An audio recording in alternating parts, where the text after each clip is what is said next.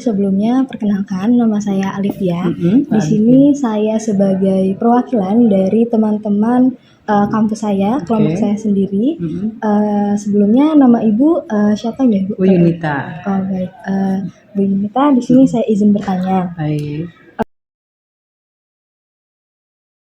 Baik, kalau dari sudut pandang guru terkait dengan kenakalan remaja, jadi kenakalan remaja itu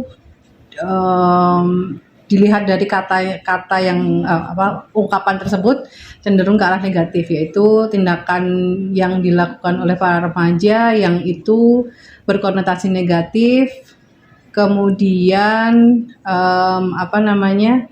yang itu akan memberikan pengaruh kepada orang-orang yang ada di sekitarnya atau lingkungan yang ada di sekitarnya dan memberikan efek yang kurang baik atau tidak baik.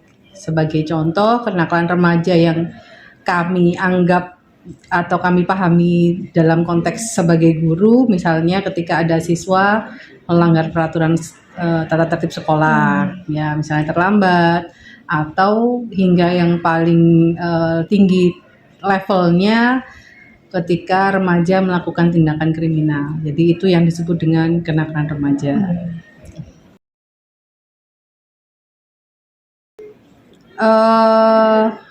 Kalau dilihat dari beberapa siswa itu juga ada yang bisa menyampaikan alasan kenapa mereka sampai melakukan tindakan tersebut. Dari sumber dari yang mereka sampaikan, beberapa menyampaikan bahwa mereka bertindak seperti itu karena ingin menunjukkan eksistensi mereka sebagai remaja yang mempunyai kekuatan, atau misalnya mereka tergabung dalam sebuah geng atau komunitas yang menunjukkan bahwa mereka itu lebih kuat daripada teman yang lain. Beberapa siswa yang lain juga entah itu disengaja maupun tidak, kenakalan yang mereka lakukan itu dilatar belakangi kurangnya kasih sayang atau perhatian dari orang tua maupun keluarga yang ada di sekitarnya.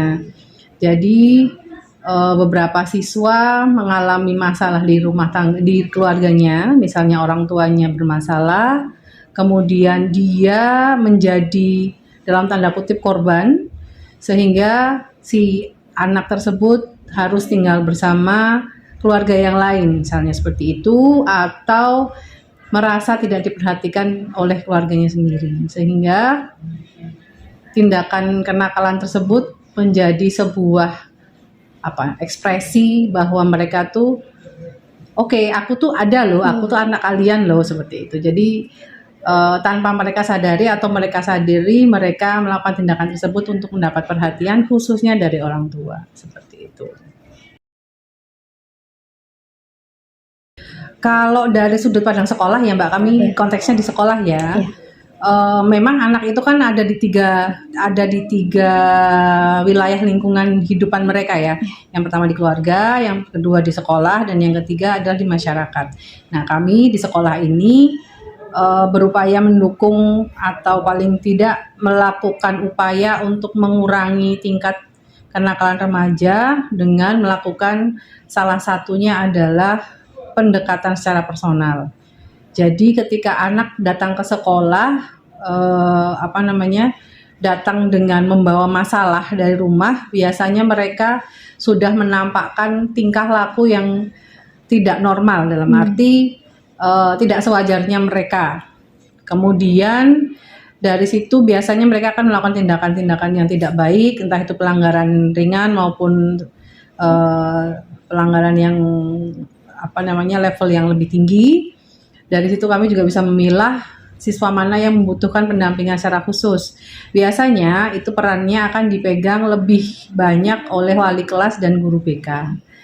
Ketika pendekatan secara personal sudah dilakukan, pendekatan secara klasikal dalam arti menyampaikan nasihat secara tidak langsung, ketika kami ngobrol di luar kelas, kami sedang melakukan interaksi secara tidak formal, kami pun juga melakukan upaya pendekatan. Jadi selama ini yang kami lakukan lebih cenderung kepada pendekatan-pendekatan personal, sehingga ada perbaikan sikap dari siswa tersebut. Meskipun memang ketercapaiannya sangat lambat, tapi tetap ada perubahan ketika anak mulai merasa diperhatikan, walaupun itu bukan dengan orang tua, tapi ketika dia sudah dekat dan terkoneksi dengan gurunya yang dia merasa disayangi, maka kami mengalami sendiri, si siswa tersebut akan mengalami perubahan seperti itu.